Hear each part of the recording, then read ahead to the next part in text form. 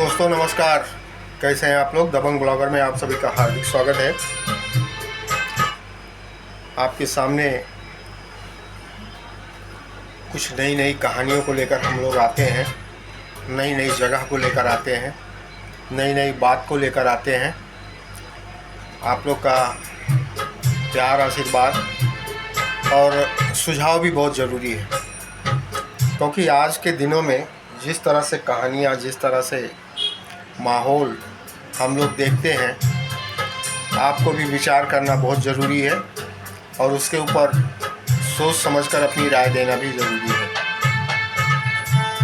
अभी कुछ समय पहले हम लोगों ने देखा कि अनेक प्रकार की घटनाएं समाज में घट रही हैं और हम लोग मूक दर्शक बनकर सिर्फ तमाशा देखते हैं।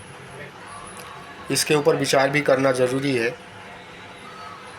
क्योंकि समय जो है बहुत ही बेढंगा अपनी चाल चलता है।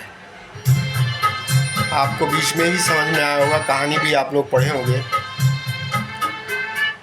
कि एक पत्नी अपने प्रेमी के साथ मिलकर अपने पति को काट के ड्रम के अंदर दफना दिया। तो ये जो चरित्र है ये समाज को किस दिशा में लेके जाएगा। उसके उपरांत हम लोगों ने देखा कि एक पिता अपने लड़की की शादी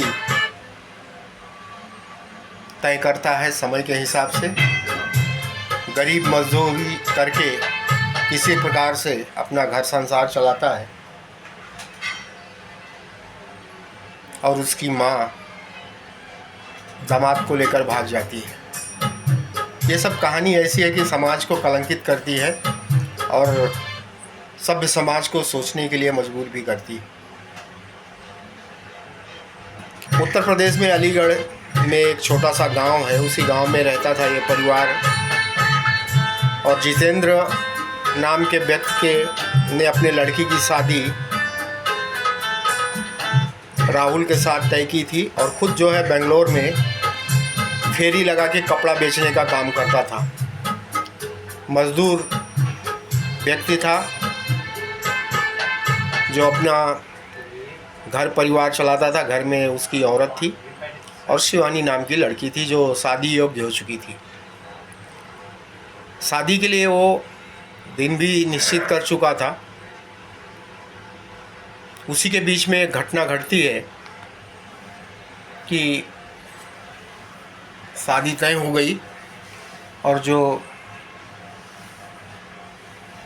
लड़की थी उसकी माँ एन केन रूप से वो मोबाइल हासिल करती है और जो दामाद है उससे घंटों बात करती रहती है।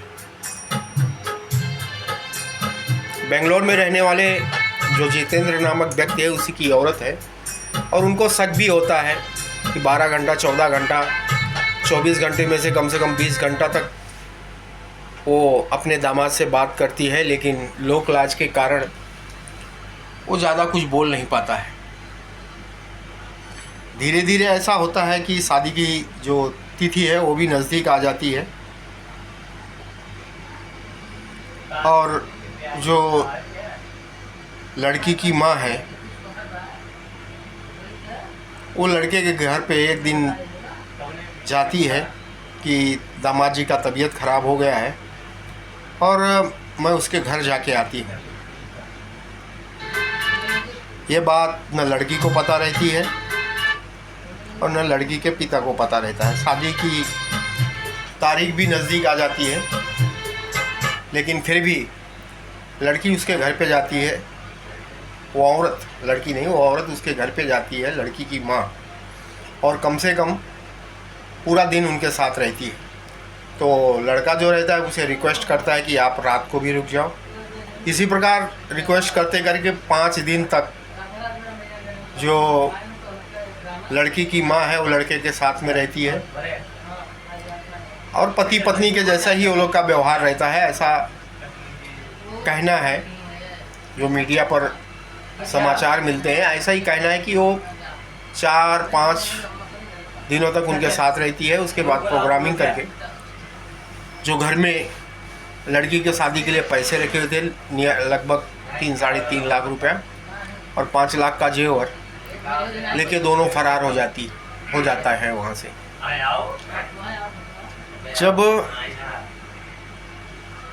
लड़की का बाप जितेंद्र उन्हें संपर्क करने की कोशिश करता है तो बहुत मुश्किल के बाद जो राहुल रहता है वो अपने ससुर जी को बताता है कि अब ये जो तुम्हारी औरत है तुम्हारे साथ नहीं जाएगी, क्योंकि तुमने इन्हें बहुत सताया है और उसके उपरांत ये आपके साथ नहीं जाएगी। ये सुन के दंग रह जाता है वो व्यक्ति जो अपने लड़की की शादी के लिए सब पूरा इंतज़ाम किया था। अंत में उसकी पत्नी उसे धोखा देती है। परेशान हालत में वो पुलिस स्टेशन जाता है। एफआईआर नहीं हो पाती है। एफआईआर ना होने के कारण यह है कि दोनों, लड़का भी बालिग है और उसकी जो पत्नी है वो भी बालिग है। हाँ, एक चीज़ पे एफआईआर हो सकती थी कि घर से जो सामान लेके उसकी पत्नी भागी है, सोना और रुपया, उसके लिए एफआईआर दर्ज हो सकता है। दोस्तों, ये सब कहानी सुनने में बहुत अजीब सी लगती है। आप लोग कभी संज्ञान में ये बात आई होगी और देखे भी होगा, ऐसी घटनाएं अनेक घटती हैं समाज के अंदर। इसमें दोष किसका है? लड़की का है, लड़की के बाप का है, या लड़की की माँ का है, या तो फिर राहुल का है। समाज में ऐसे बहुत से लोग पाए जाते हैं जो इस प्रकार की क्रियाकलाप करते हैं। तो सावधान रहना चाहिए समाज को और उस परिवार को भी, क्योंकि ऐसी घटना घटने से जो लड़की थी उसकी ज़िंदगी पूरी तरह से तबाह हो जाती है और जो उसका बाप है फेरी मजदूरी करके अपना घर चलाता था, उसका भी जो है बहुत बुरा हाल होता है। तो दोस्तों, सतर्क रहिए, समझदार बनिए और परिसर में ऐसी घटना ना हो इसके लिए हमें ध्यान रखना चाहिए। जय श्री राम, हर हर महादेव।